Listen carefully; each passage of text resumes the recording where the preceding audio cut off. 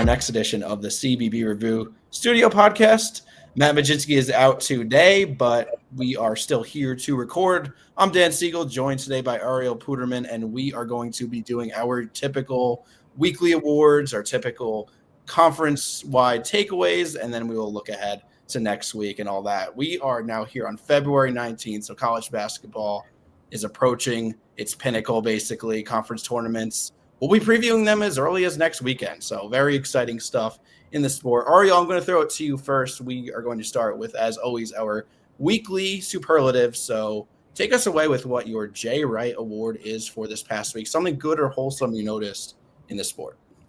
My J. Wright's going to go to Peacock, showing those Purdue intros. And this isn't the first time they've showed the intros, but I think they realized how big of that game was against Michigan, how lively the crowd was going to be. So no announcers. All you can hear is the stadium. And well, really, I haven't been to Mackey before, so I've never experienced it firsthand. But what was really cool was when the PA announcer was announcing the players, so were the fans. And it just the atmosphere is incredible. And that's what makes college so great, is those elite fan bases like that, and the pregame hype and the during the game electricity. So big shout out to Peacock for really embodying that and understanding how important that is. And it made for a really cool moment, even though Purdue in the end needed a little more than the fans' help to get the win.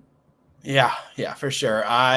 We talked about this. I'm big on Peacock being, I think, the best of the college basketball broadcasts. I think CBS is a close second. Of course, the worldwide leader in sports, ESPN. We're not big fans of some of their broadcasting antics, but I'll go to my J. Wright Award, and that is the Heisey siblings. So I guess this is technically like a little bit of an overall sports one, more than just college basketball. But we will start with our guy, Nate Heisey, in college basketball. Comes off the bench. He's, a bench player for Iowa State, averages 5 or so points per game.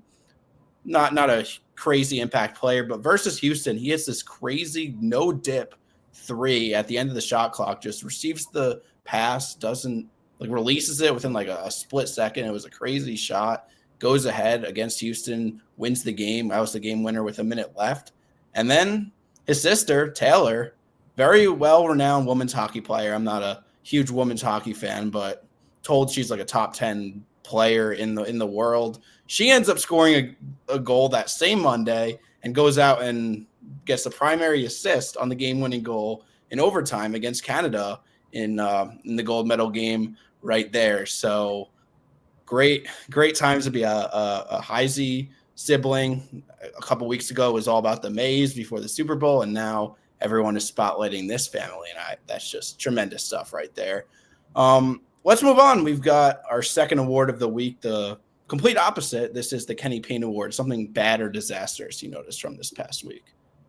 Yeah, I don't play 2K that much anymore, but back in the day, I loved 2K. Like I'm sure you did, and a lot of people listening did as well, but recently just hasn't been the same. It feels like a cash grab. And the one thing that was the saving grace was they were going to announce this big college basketball news. They were bringing a college game back. Then they kind of backpedaled on that and said they were adding it to the current 2K, but there's going to be college basketball in 2K. So there's a little bit of excitement. And then they came out this big news that's going to make everyone excited this week. And the big news was that there will be college basketball players in college teams in 2K, but only in my team, which is the one where you build your own squad. So you can't play as the teams.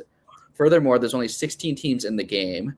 And of those 16 teams, you'd think 16 teams out of 365, the least they can do is just give us the full rosters. And that's far from the truth. Only 23 men's players in total. So almost every team only has one player. A couple of them have 2 or 3. I think UNC, Florida, and Duke are the only ones with multiple players. It just feels pathetic by 2K. I mean, we're not expecting them to have 365 teams. We know how much responsibility that would be, but just giving us the bare minimum and not even letting us play in my team or whatever the play now mode is. Just having these college guys having the uniforms. It has to be in a pay to win card collecting version of the game. So big thumbs down to 2K. I know a lot of people are excited for that, and I guess we're gonna have to wait a little longer for a real college game. I feel like somebody has just manually been creating that stuff ever since you were able to do that in 2K for at least 10 plus. So I don't think that's a big difference for me. If there was some Division I college basketball game the same way there would be in football. And this is not realistic, but if there was with 365 teams, I mean, the amount of hours I would spend on that game just, maybe it's better off for the sake of my start the Power 5 as a test, and then once you figure that out, then you can kind of broaden it out. But don't give us 16 teams and 20. Yeah, that's just a tease. I agree. For my Kenny Payne, the date right here, like I said, February 19th, we already have 5 teams that are officially eliminated from NCAA title contention, in addition to, of course, the teams that were ineligible to start the year. So Western Illinois and Southern Indiana out of the Ohio Valley, Rider and Canisius out of the MAAC, and UTSA out of the American Conference have all been eliminated from their respective conference tournaments. So we are now down to 355 teams. Do you have the name of the account? It's like I just like something from them the other day. It's like the Teams Lab Tracker or something like Teams that. Lab Tracker. Definitely search them on Twitter. This is where I got all this information from. So they'll be updating it all the way from right now at 355 all the way down to 1. I guess technically you could always put in 3 and 22 Rider as an at-large bid, but they're essentially eliminated. So that's the basis of that tweet right there. 355, we're going to get all the way down to 1, so that'll be fun. But if February 19th, you're already eliminated. That's pretty disastrous. All right, last one, our Bill Walton Award, something weird or unique you noticed in this past week in college basketball. It's got to be the man of the hour, Mick Cronin, and what he did in that Michigan State game. He's probably not the nicest coach you're ever going to meet, at least, especially after he loses a game. But I think he pushed a little too far on Tuesday against Michigan State. They were down big time already on the road at Michigan State, and one of their players who has a whole backstory, which I don't want to get into right now, but pretty interesting story. Former Michigan State guy, now UCLA. Izzo kind of neglected him, but fast break situation. He goes for the foul, and it was a little bit unnecessary, but not like egregious like Duncan Powell's was against St. John's. So naturally, he goes to the bench. Makes sense, but he doesn't get to sit down because Mick Cronin keeps pushing him and sends him straight to the locker room. He ejects his own player. Everyone sees it. Everyone makes a whole spectacle out of it. Really pathetic from a coach. And then after the game, one of the reporters asked him about the IS-Zone, which is the Michigan State student section. And I'll put the full quote here. I could give a rat's ass about the other team student section. I would like to give you kudos for the worst question I've ever been asked. And then the guy responds to a reporter and he says, and then Mick goes, "Are you raising your voice at me?" "Yeah, you are. Come on, dude. This is on camera. They can hear you." Would you say that he raised his voice? No, he didn't raise his voice. Maybe it was like a 1 octane higher, but I wouldn't call it raising your voice. No. To me, there's nothing charming, nothing good about Mick Cronin's bit. I would put this honestly in the Kenny Payne section because Dan Hurley has some crazy antics on the court and in press conferences, but he could get away with it because he's just such a damn good coach. And Mick Cronin's just not been winning, and it's just been horrible optics around that UCLA program. Yeah, and I'm not going to say attacking, but being rude to a reporter is not the right way to go about it. You can be mad at yourself. You can be mad at your team. Maybe you can't, Jerome Tang, but not like that. Mick, hopefully this is a sign for you to kind of turn it around and be a little nicer. I hope so. We're going to stay out west for my Bill Walton Award, but this is a little bit on a brighter note. The Utah State student section trolls Boise State in a pretty funny way. So if you guys don't remember, back in November, Boise State lost to Division II, Hawaii Pacific, and Utah State remembers that, good ball knowing, and they basically just had a lot of fun with it. I'll pull up the picture right here, but yeah, you could see the Hawaii Pacific, the Sharks are their mascot, so they basically just decked out in Hawaii Pacific gear as a troll. And if I pull up the other picture here, this is actually the shirts that they were wearing. Just incredible stuff. Very creative. Shouts, kudos to the marketing team in the student section there. And yeah, that's just fun stuff right there. Of course, the Aggies couldn't possibly do all that and lose the game. They were never going to. They end up winning by 20 points. So Utah State, we'll preview one of their games later.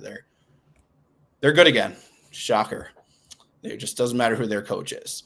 let's go around the conferences now. So those were our weekly awards. Now we're going to go conference by conference and just basically break everything down that we saw this past week in a couple minutes for each conference. Ariel, I'm going to throw it to you first. So Matt's not here. We're going to go in a little bit of a different order than normal, but I'll throw it to you. Let's start with the Big 12. So just give me your takeaways out of the Big 12 this past week. Let's do it. And we have to start with Iowa State. Back-to-back wins since our last pod over Kansas and Houston at home. Both incredible games. Well, maybe not the Kansas one. They kind of blew them out. But I think this was a big reminder to the rest of the country that this team is legit and they're definitely capable of making a Final Four and maybe even contending for a championship. Two teams that will not be contending for a championship, but picked up big wins this week are Utah and Kansas State. They both started 1-11 in conference play and both won their only game so far this week. So something's in the water in the Big 12, but they get it done and pick up wins number 2. And then just a quick conference race update from this conference because that's what matters. And I'll get to the injuries right after this. But right now we got a tie between Arizona and Houston for the top, and that tie will be broken this weekend. And then you got Iowa State and Kansas 1 game back, and then Texas Tech 2 games back. Now, unfortunately, Texas Tech did lose J.T. Toppin for the season. He suffered a torn ACL in the loss to Arizona State. Really tough, really unfortunate. One of the best players in college basketball. We know Koa Pete, he's week to week right now. And then Richie Saunders is obviously out with a torn ACL. So a lot of big injuries flooding the Big 12, which is really unfortunate to see. But still a lot of great teams. And that conference race, like I just mentioned, is going to be really exciting as we head towards the finish line. All right, and then I'll move on to the ACC. And I think the team of the week's got to be, unfortunately for you, Ariel, the Miami Hurricanes grabbing 1-point wins over NC State and then Virginia Tech. They previously, of course, before this past week, came off of a win over North Carolina. Look, I don't think this proves that in this tier 2, or I guess if we want to talk about the ACC, it's like Duke is almost in a tier of its own. Virginia is almost in a tier 2 of its own. Then there's like tier 3. Of that tier 3, it doesn't prove that Miami is the best, despite like them being above them now in the standings at third place, 10-3, 21-5 overall. But I think it's fair to say you were wrong about them as far as this year being a disaster because they're winning basketball games. They're going to have a losing season, and I couldn't have been more wrong. So, but you know what? You weren't afraid to make bold takes, so I can't really fault you for that. But yeah, Miami definitely proved you wrong there. North Carolina, we got to talk about them because Caleb Wilson, we talked about him a lot, and he's out. And Henry Vasar is also out. I think Vasar is a more shorter-term injury, but that really hurt them this past week. Struggled versus Pitt, lost to NC State by 24. Shows really how much they rely on those players. And then the last one, before I just get to the quick ones, but Virginia Tech I want to talk about a little bit because they've been bad news as well. Blown out by Florida State at home before just coming up short, of course, against Miami. Abdallas, we were just so fooled by that performance against Providence and then against some of the low majors in November because he's just not like a great player. Like, I don't think Mike Young is on the extreme hot seat because I just don't think Virginia Tech cares enough about basketball. It's almost like what Steve Forbes has been doing at Wake. That's exactly what I was going to say. Yeah, it's like you don't embarrass us and you'll be able to stay. And Forbes has kind of embarrassed them this year, so maybe that could get hot. But Virginia Tech has been, I think Mike Young will stay. Big week for Virginia. Nice win over Ohio State. Then they just destroyed Georgia Tech. And then SMU stays in the picture with a home win over Louisville. So they're on that 9 line in the bracket matrix. That's the ACC for you. Let's throw it back to you, Ariel. We're gonna go with the SEC. All right. Well, I don't know what you were doing last night, but I hope you're watching the Alabama-Arkansas game because that was a true masterclass. 117-115 double overtime win, and the star of the show was Darius Acup with 49 points. 49 points. This guy's a freshman. It's insane how talented he is. All these freshmen are so talented, but especially Acup. And then LeBaron Philon on the other end with 35. Felt like I said, the winner of this game was really the scouts in the class or at the game, just because Acup went off, Philon went off, Allen went off, Malik Thomas went off. Like all the guys that have a chance of getting drafted this year all had big games. So really awesome game there. And then we have to talk about one team that's red hot and one team that's ice cold. Red hot is Texas. They've won 5 straight games. They went from I wouldn't say comfortably out of the field, but probably not an at-large consideration, probably just behind that to comfortably in now, I think people would argue. And then Auburn's going the other way. They've lost 5 straight. I think they're kind of trending towards the bubble. I think right now they're one of probably the last 4 safe, but if they don't turn it around, I wouldn't be too optimistic about them. But what really matters right now is Florida. They hold a 2-game conference lead over everyone with 5 games to go. Looks like they're going to go back-to-back. Well, I guess Auburn won last year, but they're going to go into Big Ten tournament or SEC tournament, looking like the best team. And, maybe they'll go back-to-back if they keep playing like this.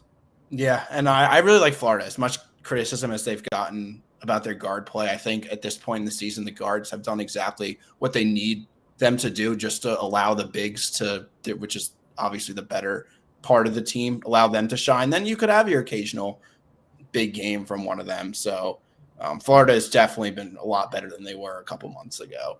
I'm going to move on to the Big East, and Matt always takes this one. He always says the same thing. There's not much to say, and I agree. Like, there's only a couple storylines really to hit on. Of course, the big one is down goes UConn again, but not to like a good team this time. They lost to Creighton. Creighton's having a horrible year, but Creighton just lit them up and put up 91 and beat them 91-84. UConn's weird to me. Like, I don't understand what the issue is. They're just not executing as well as they usually do offensively and defensively. Like, do you think that they don't have the dogs? Like, I don't know what it is. Yeah, it almost feels like they're too complacent. That's the weird thing. Like, they're fine with playing these close games. They don't want to blow teams out, which isn't what we saw with those championship level teams. Also, interesting fact: Dan Hurley is 4-10 against Creighton all time. Really? That's the only team the Big East has a losing record against. So Greg McDermott must know a thing or two about beating Dan Hurley. Maybe he'll tell the rest of the NCAA because they could probably use it. But it felt like a trap game, and it definitely delivered that way. Yeah, I knew Creighton always had UConn's number. I didn't realize by that margin. But yeah, that puts St. John's in a heavy driver's seat to win the league in the regular season. They got a pair of road wins this week, and they are now winners of 12 consecutive games. Of course, we'll preview in about a week. UConn and St. John's will replay each other, and that will be a big one. Villanova continues to beat up the bottom of the league, so they're a tournament team, of course. Seton Hall, though, they do not continue to beat up on the bottom of the league. Shout out to Paul. Sweeping the Seton Hall Pirates. This is now very, very, very clearly a 3-bid league, of course, barring any sort of bid stealer in the conference tourney. But yeah, 14-12 to Paul. Like, they have had one winning season in the last 19 years. So this could be the second time if they win a couple more games, get to 17 wins. That's a winning season. Yeah. So Bayer's talking to Paul right now before they're winning a championship in 5 years. Yeah. We love to see it. They're not threatened anyway, but we love to see horrible programs be mediocre, basically, I guess is the way to put it. Ariel, take us away with your final conference, the Big Ten. Yeah, a couple teams with up and down weeks. You start with Wisconsin, a huge win against Michigan State, 20-point win, dominated from start to finish, and then they get dominated by Ohio State on the road. Kind of a tough spot for them, but a game that you really want to win, and a huge win for Ohio State too is probably right on the bubble. Depending on what bracketologist you look at, they're either in or out, but one of those first teams there. Same thing with Iowa. They pick up their first top 25 win of the year, which I thought was pretty interesting, beating Nebraska in a close one at home. That was right after getting blown out by Purdue a couple days before. We'll see how Iowa does. But it's still the Bennett Sturridge show, but maybe we'll see a little more effort and production out of the rest of their team. What's really interesting about the Big Ten right now is that no teams have more than a 2-game win streak or a 2-game losing streak in the entire conference. So no teams on 5 games losing streaks.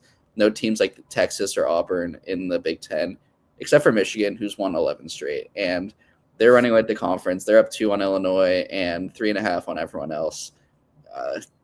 I've been saying it for the last couple of weeks. It's a one-team race to win the national championship right now, and it's Michigan. And they show time and time again, especially with that win on the road against Purdue, pretty comfortably. It looks like Big Ten, they're going to check off that first box there as Big Ten champs, and we'll see if they lose again this season. They have a big game this weekend against Duke. Obviously not a Big Ten game, but man, this team is so good. Yeah. Yeah, I'll talk about Michigan more. Is that all for the Big Ten for you? Yeah.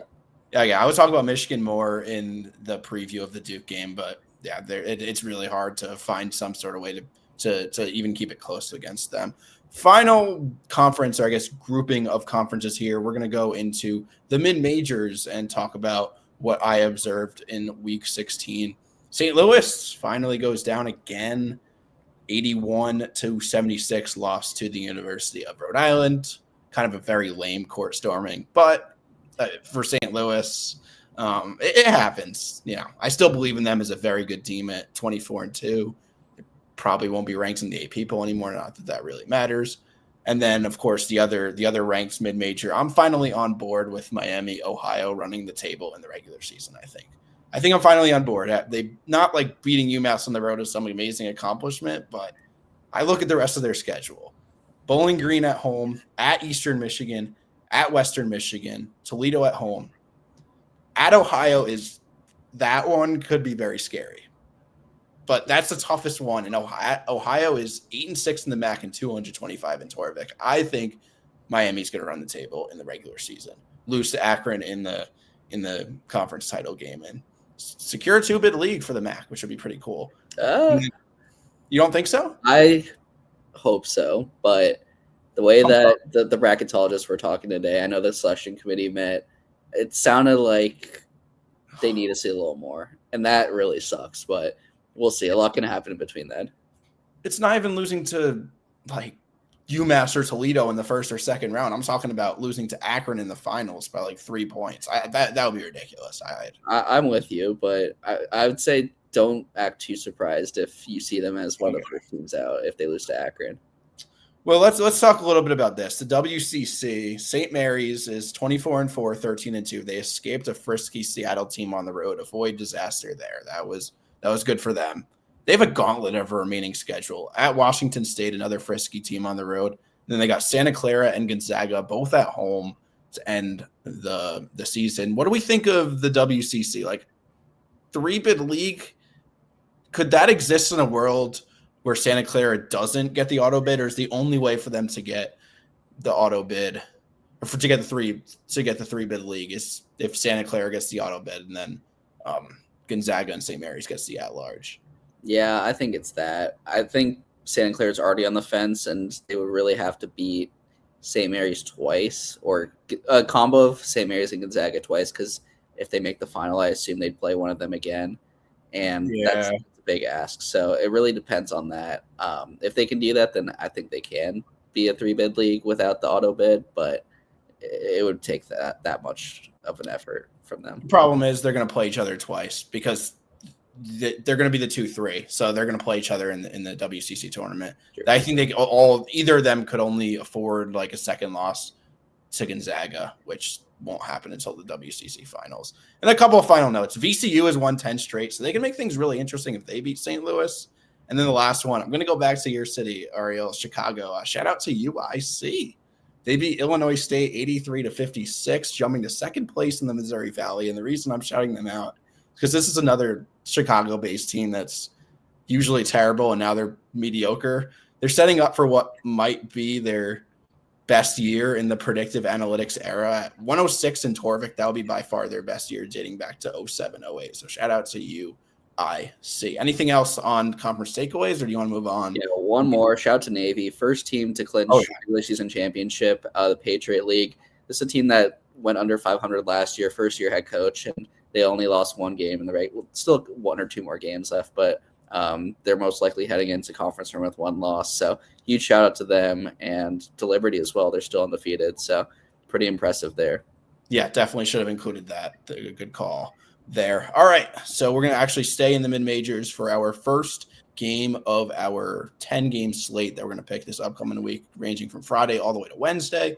VCU at St. Louis. Does St. Louis, who won't be ranked 18th anymore, but do they bounce back? I think they do. You just mentioned it. VCU with 10 straight wins. I feel like they're one of the quietest, really good teams right now. And first-year head coach, I think they took a little bit of time to kind of adjust and figure out the roster. But now they've really figured it out, and I hope that they can find a way into the tournament. I don't think they will unless they get the auto bid, which is definitely up for grabs. But I think St. Louis, this is a great bounce-back spot for them. I think that their size is really going to matter, and I think they have really great coaching, and I know the home court fans will bring it as well. You can see the price of tickets are insane for Heifetz Arena. It's like you can't get in for under $100 right now. That place is bumping, so I'm going to pick St. Louis in this game. I'm going to pick St. Louis as well. I like VCU, and it's a very different VCU stylistic team than we're used to in the last couple coaching tenures, but VCU is the same way as Utah State, where you could just bring in whoever. It's not even that, but they hire good coaches, and then they just continue to be good. I'm still going to go with St. Louis. I think that they're just not very susceptible to a night off. They had one against URI. I don't think they're going to have back-to-back. They just too many options there. Moving on to Saturday, SEC, Tennessee, and Vanderbilt. Rivalry game. Yeah, rivalry game, two Tennessee-based teams, and I'm going to go with the state, the Tennessee Volunteers. I just really been impressed with how they've looked recently. I think Iment has really picked it up, and Gillespie's been incredible as well. Vanderbilt's still a great team, don't get me wrong, but I think with the proximity of this game, it's not going to be as favorable for the home team. I think there's going to be a lot of people that travel, which makes sense, and for that reason, I'm going to go with the Volunteers to pick up the big road win here. Yeah, I'm going to agree with you again. I haven't been impressed with Vanderbilt in a while. They're 8-5 in SEC play. They haven't had like the greatest of SEC schedules either. I think most of their tougher games are down the stretch. I think Tennessee, like I just view this as one team trending up, one team trending down, and yeah, Ament has just been incredible. So give me Tennessee as well. Okay. Top 5 time. We got number 4 Houston. We got number 4 Arizona at number 2 Houston. Who's taking this one? Man, Final Four preview ? I think if Koa Pete was playing, then it would be a lot closer. But I think Houston, another situation where it's a bounce back spot, and I think that the guard play will be pretty evenly matched between Sharp and Flemings and Bradley and Burries. What it really comes down to is the bigs and who's going to get those 50-50 balls. And I think that Houston identity has a slight advantage there. And that's why I think Houston's going to win this game. The thing is, it's kind of weird because I did see basically the way Houston lost to Iowa State was the way they've been winning games for the entire Kelvin Sampson era, right? They kind of got beat on the glass a little bit. They couldn't rebound. I think there was a final like free throw that they couldn't get the rebound on, and that's what ultimately lost them the game. Look, this is neck and neck, but I'm gonna go with Arizona, even without Koa Pete. I think they've proven over the long sample that they are, in my opinion, the second best team in the country behind Michigan, just in terms of true talent. And I'm gonna go with the Wildcats to get a huge win on the road here. Let's go back to mid-major land.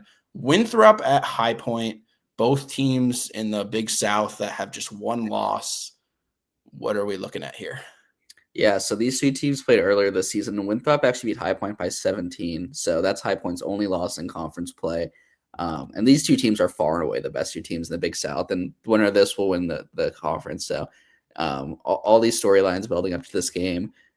I still like High Point at home. I think that they have the talent. Cameron Fletcher's back, and they just have a lot of great options, a lot of great shooters, and I think their coaching is going to be great as well. So I'm going to go High Point here, but I think it's going to be a neck-and-neck game from start to finish. Yeah, I was doing my research on High Point. They are top 5 in turnover offense and top 5 in turnover defense. That's like a very sustainable way to win because shooting percentages will come and go, but if you're taking a lot of shots and they're not taking a lot of shots, that kind of lasts. And yeah, they have a lot of different options, like a similar St. Louis type protocol, similar to St. Louis type recipe where like they've, I think, 7 or 8 or 9 guys with 8+ points, but nobody over 15. I really like that. Give me High Point as well. Let's go to our second top 5 matchup of the day. Wow, we are really blessed here as college basketball fans. Michigan and Duke, neutral site here, Washington, D.C., in a nice little non-con game in February. Duke really needs a game like this, and will they win? Yeah, if you plan on doing anything after noon Eastern on Saturday, then shame on you because you're missing 2 of the best games of the season potentially with that Arizona-Houston game we just talked about, and then this Michigan-Duke team. You can make a huge argument these are the two best teams in college basketball right now. You got the best player in college basketball, Cam Boozer, against one of the best players in the actual Lendenborg. I think that big matchup's going to be awesome. Ngongba, Mara, Morris Johnson, Boozer, like I just mentioned, Lendenborg, like I just mentioned. And like a lot of Michigan games, I think it's going to come down to, and Duke games, honestly, it's going to come down to the guard play. Who's going to have the boost there? And what I saw from Cadeau in Michigan was something I haven't seen from him a lot this year, where he looked comfortable. He was facilitating the ball. He was not forcing anything. He was not turning the ball over. And I think that's the difference maker here. This game is a neutral court, by the way, in DC. So Duke might have a small advantage from a fan base perspective. But I just, until this Michigan team loses again, I can't bet against them. So I'm going to go with the Wolverines here. Yeah, there's like a very, very specific formula there is to beat Michigan. And it's very difficult to do, but you just need to go like 5 out, a lot of athletes, shoot the absolute lights out. And then even so, you're still not going to have your way on the other end. You're still going to, if you're going 5 out, you're not going to have the guys to keep up with them defensively. My point is, I don't think Duke really is that team. I think they're very much capable of keeping it close, but I think it will be close. And Duke has not really executed that well in late game situations recently. I'm really interested. If I'm an NBA scout, this is like the game I'm really interested in Cam Boozer, because he's going to have to play more of an NBA style. He's not just going to be able to bully ball down low and, be very crafty in the post and power his way through, because you have two of the best rim protectors, strongest, lengthiest rim protectors in the game. But yeah, I'm going to go with Michigan here. Next up, we got Iowa against Wisconsin. This one's like a sneaky good Big Ten game. Yeah, this is a classic letdown spot and bounce back spot. So Wisconsin, like I mentioned, the Big Ten recap, they just lost pretty comfortably to Ohio State, while Iowa picked up a huge win at home against Nebraska. So this is a spot where Wisconsin's going to bounce back, and I think that they kind of get it done pretty comfortably. I think guard play, obviously Sturts versus Boyd, that'll be pretty even, but Wisconsin kind of dominates them in every other category. I think they're going to hit the boards, and they're going to be aggressive, and I think Wisconsin wins this game. I'll disagree with you here. I'm going to go with Iowa. Really liked what I saw out of them defensively against Nebraska, where they were really able to successfully muck that game up. Of course, when it comes to Iowa, it's the Bennett Sturts show, and it's a matter of just whether he has a good game or a great game. I think he has enough. I'm going to say Iowa's going to need this to be not a super high scoring game. Not sure if they could accomplish that, but if they can in Wisconsin, I think they win. And that's my prediction. I think they pull this one out. Next one, we're going to move on to Monday, and big Monday doubleheader as usual. This one is the appetizer for sure. 21 ranked Louisville at number 16 North Carolina. I guess neither team is going to stay ranked like that, but what do you got in this game? My big question is, are we finally going to get a good ACC Big Monday game? Because every single one of them has been bad. The only okay one was Syracuse UNC, and that one was pretty bad until Syracuse made a run at the end, and even then it was a 10-point game. Every other game has been horrible. So maybe this one will be good. UNC at home, I think the real difference maker is whether Vasar plays. He's been in and out of the lineup dealing with injury. Obviously, no Caleb Wilson. If he's playing, then I think they have a pretty good chance, and I'm going to pick them to win. If he doesn't play, I think that they'll rely too much on the guard play, and that's where Louisville has the big advantage. So I'm going to say both, but it really depends if Vasar plays, North Carolina. If he doesn't, give me Louisville. Yeah. I know that's a terrible answer, but that's my stance on this. No, it's fair, because you're not in any position to predict whether Vasar will play. You don't have any inside information there, so that's fair. I'm going to go with Louisville regardless here. Mikal Brown has just absolutely been back to what he was pre-injury. I think they did lose to SMU. They just got out firepowered there, but I'm really just North Carolina without Caleb Wilson is something that they kind of need to prove it to me before I believe it. And Louisville's looked back to, I think, a solid team and a team that I like. Not like the top 10 team people thought preseason, but definitely a viable team that could win a couple tournament games. The second game of the Big Monday doubleheader, this one for sure will be a great one. We've got Houston again, and they are playing at number 8, Kansas. Yeah. Big 12 is delivered every single week. It's crazy.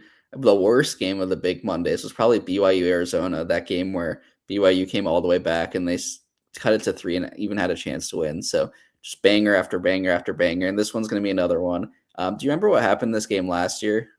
Houston at Kansas. Remind me. It was when Kansas turned over the inbound twice in regulation and overtime, and Houston agreed and stole the game at Allen Fieldhouse. So this is a rematch from that game. Obviously, different teams, different players, but I'm sure a lot of Kansas fans are going to remember that game.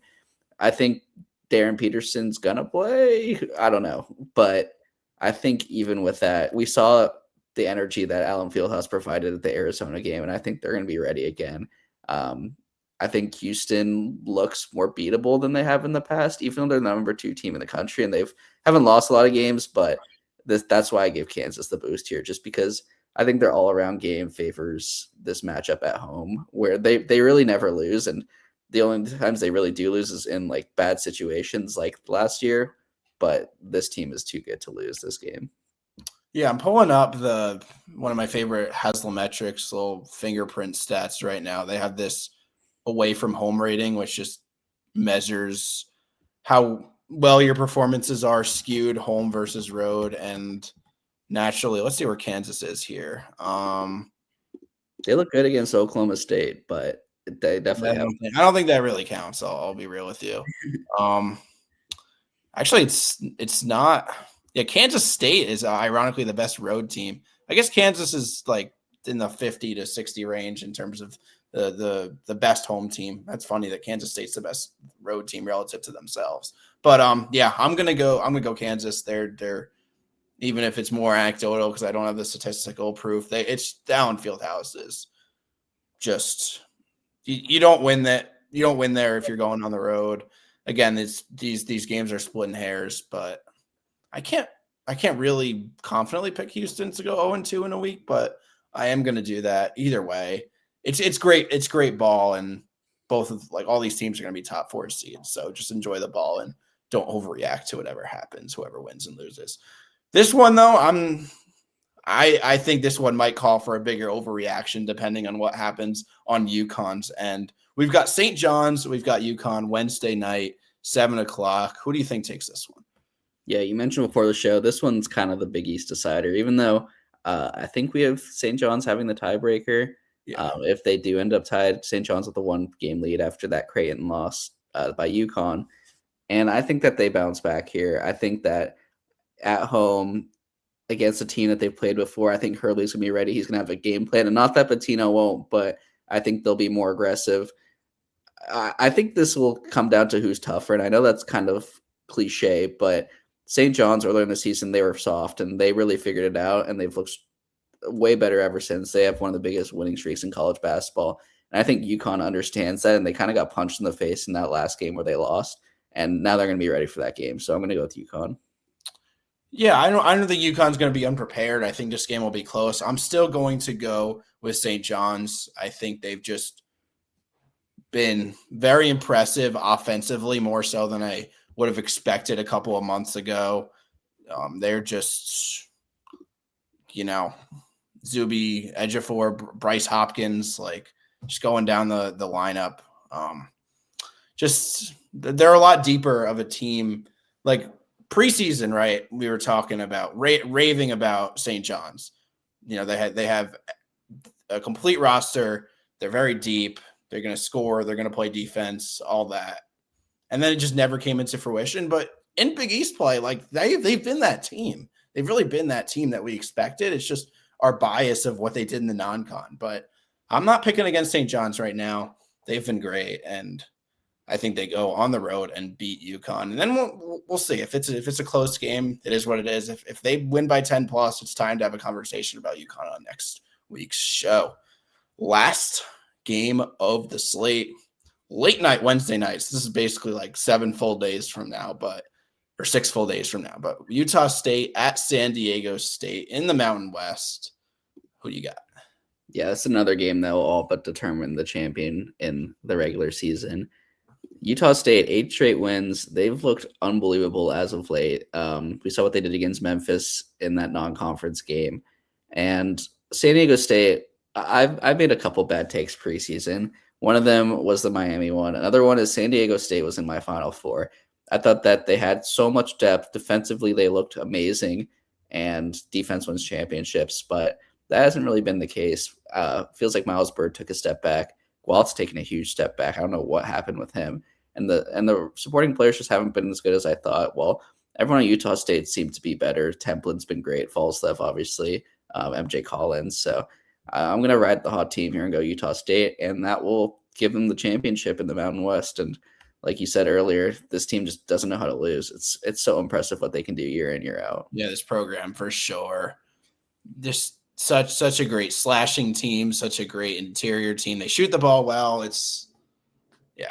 I got to go Utah State. I think if I'm comparing these two teams, Utah State has a higher floor and a higher ceiling, in my opinion. San Diego State is susceptible to a night off, but it's not like they even if both teams are on, I think Utah State is clearly the better team. So I'll go with that. I think this will be entertaining ball if you want to stay up till 1 a.m. Eastern time. I recommend it. I'm on Pacific time, so it's easy for me to say that, but it'll be 8 o'clock here. But yeah, that's just another tremendous slate of college basketball, and that will do it for today's episode. Be sure to subscribe here on CBB Review. We're having so much more content coming up in the coming weeks as we approach conference tournaments. We got the NCAA tournament coming up, so we're going to go to 2 a week pretty much until then. And yeah, Matt will be back next week as well. Until then, everyone, thanks for watching. Thanks for listening. Take care.